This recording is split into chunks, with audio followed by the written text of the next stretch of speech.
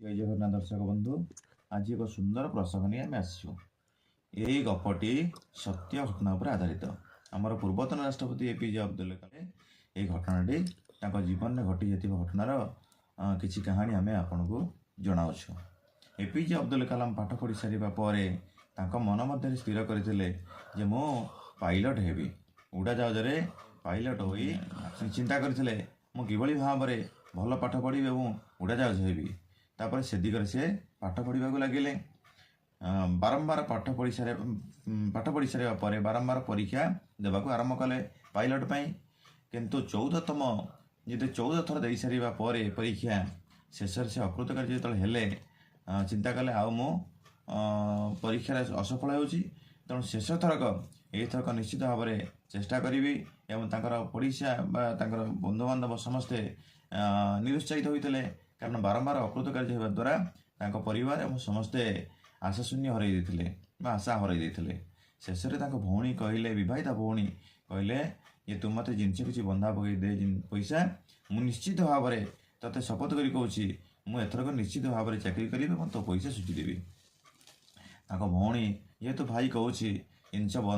बिक्री करके पैसा देते से केरल डेराडून आते परीक्षा देवाई कि शेष थरक से परीक्षार अकृतकार्य होते तेणु से स्थिर भाव निष्पत्ति नेले मु गंगा नदी कूल गंगा नदी को डेकरी आत्महत्या करी आ घर को जीवी ना तेणु जो गंगा नदी कूल जो एपट सेपट बुलूले से समय सद्गुरुदेव शिवानंद देखीदे जे पिलाटी एपट सेपट हो बुलूची और दिव्य दृष्टि बल जापारे जे पिलाटी किसी अघटन करने जाऊँगी से शिष्य मान को कहीकि पिलाटी को डकैले और आश्रम को आनी समस्त घटना पचारे जो समस्त घटना पचारि सारे एपीजे अब्दुल कलाम समस्त घटना कहले मुझे आत्महत्या करने जाऊँगी एवं मो पाखे पैसा नहीं घर को फेरवाई तेणु समस्त घटना शुणी सारे सद्गुरु भगवान शिवानंद से पिलाटी को कहले जे तुम्हें असफल होबार कारण है भगवान चाहते तुम ठार आ भल आ मूल्यवान एवं अधिक आशा किसी रखिंट तेणु से तुमको पायलट कर देना तेणु तुम्हें भविष्य जड़े भल चाकरी करने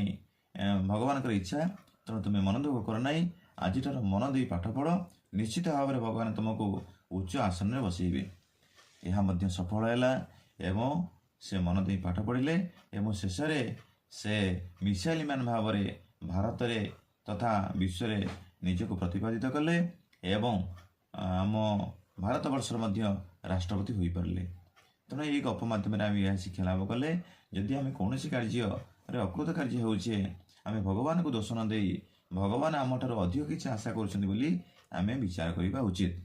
तेणु आम भगवान को दोष देवा ना एवं कठिन परिश्रम करवा तेणु यही भाव में सुंदर वीडियो जब आपने चाहते आम चैनल को लाइक शेयर और सब्सक्राइब करूँ सुंदर सुंदर कमेंट लिखि आमको उत्साहित करूँ। जय जगन्नाथ।